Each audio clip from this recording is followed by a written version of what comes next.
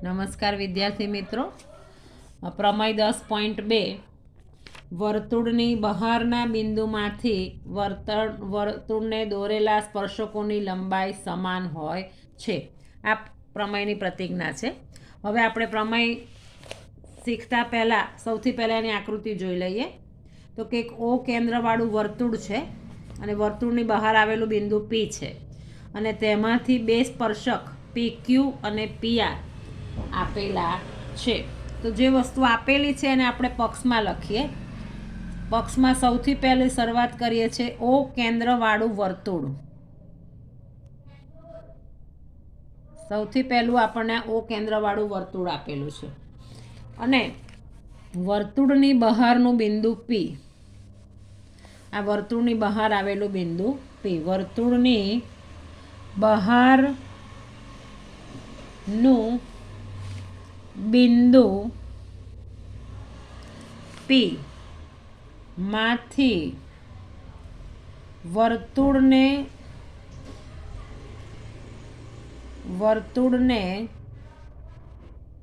સ્પર્શકો પી ક્યુ અને P R આપેલા છે. સ્પર્શકો પી ક્યુ પી આર આપેલા છે. આ પક્ષ ઓ કેન્દ્રવાળું વર્તુળ, વર્તુળની બહાર આવેલું બિંદુ પી અને એમાંથી બે સ્પર્શક પી ક્યુ અને પી આર આપેલા છે. હવે આપણે સાબિત શું કરવાનું છે? તો કે આ જે બે સ્પર્શકો છે એની લંબાઈ સમાન છે એ આપણે સાબિત કરવાનું છે કે પી ક્યુ બરાબર પી આર. એ આપણું સાધ્ય છે. આટલું આપેલું છે અને આ લાવવાનું છે. હવે આ લાવવા માટે હવે આપણે સાબિતી.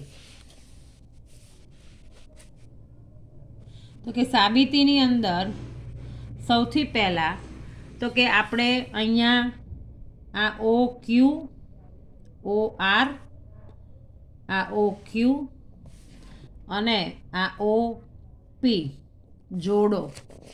આપેલું નહોતું, આપણે પાછળથી કર્યું. આપણે ડોટેડ લાઈન દ્વારા બતાવીએ છીએ કે આ માટે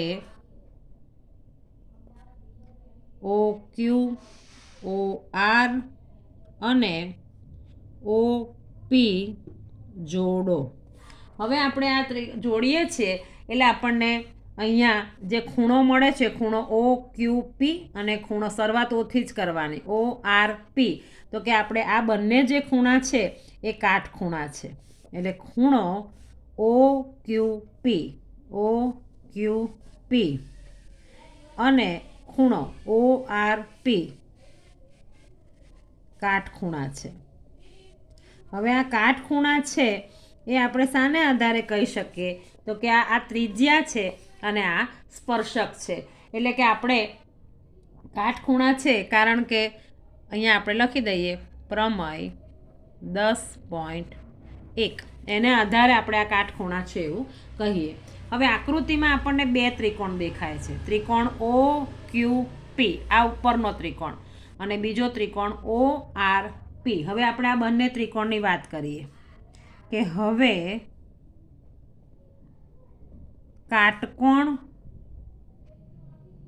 ત્રિકોણ શરૂઆત ઓથી કરવાની ઓ ક્યુ પી. કાટકોણ ત્રિકોણ ઓ ક્યુ પી અને બીજો ત્રિકોણ ઓ આર પી માં. હવે આપણે બે ત્રિકોણની સરખામણી કરીએ તો આપણે ધોરણ 9માં બધી ખૂબા જે બધી પૂર્વધારણાઓ શીખી ગયા છે તો એ પ્રમાણે આપણે આ બે ત્રિકોણને સરખા બતાવીએ તો સૌથી પહેલાં આપણે જોઈ શકીએ કે આ ઓ ક્યુ અને ઓ આર એ બંને સરખા છે. કેમ સરખા? તો કે બંને વર્તુળની ત્રિજ્યા છે. એટલે ઓ ક્યુ બરાબર ઓ આર અને આપણે એને કારણ આપીએ કે એક વર્તુળની ત્રિજ્યાઓ. બંને ત્રિજ્યા છે ને ત્રિજ્યાઓ સરખી હોય. ત્યાર પછી આપણે જોઈ શકીએ છીએ કે આ ઓપી બાજુ છે એ આ ત્રિકોણમાં પણ આવેલી છે અને આ ત્રિકોણમાં પણ આવેલી છે. એટલે અહીંયા આપણે ઓપી બરાબર ઓપી એનું કારણ આપીએ સામાન્ય બાજુ. અને એક આ ખૂણો સરખો છે. કયો ખૂણો? તો કે આ કાટખૂણો આપણે જોયો એ કે OQP અને બીજો ખૂણો છે ORP. તો આ કાટખૂણા છે. એટલે ખૂણો OQP બરાબર ખૂણો ORP અને એનો આપણે નામ આપીએ છીએ કાટખૂણા. તો હવે કાકબા પ્રમાણે આ બંને ત્રિકોણો સરખા થઈ ગયા. એટલે કે ત્રિકોણ OQP બરાબર ત્રિકોણ ORP બંને ત્રિકોણ સરખા એકરૂપ થઈ ગયા. અને બંને ત્રિકોણ એકરૂપ છે અને અહીંયા પૂર્વધારણા છે કાકબા, કાટખૂણો, કર્ણ અને બાજુ. અને જ્યારે કાકબા પૂર્વધારણા પ્રમાણે બંને ત્રિકોણ સરખા હોય તો પછી આ બંને જે સ્પર્શકો છે એ બંને સ્પર્શકો પણ કેવા હોય? સરખા. એટલે આથી PQ બરાબર PR. એટલે અહીંયા આ પ્રમેય પૂર્ણ થાય છે. વિડીયો ગમે તો લાઈક અને સબસ્ક્રાઈબ જરૂર કરજો.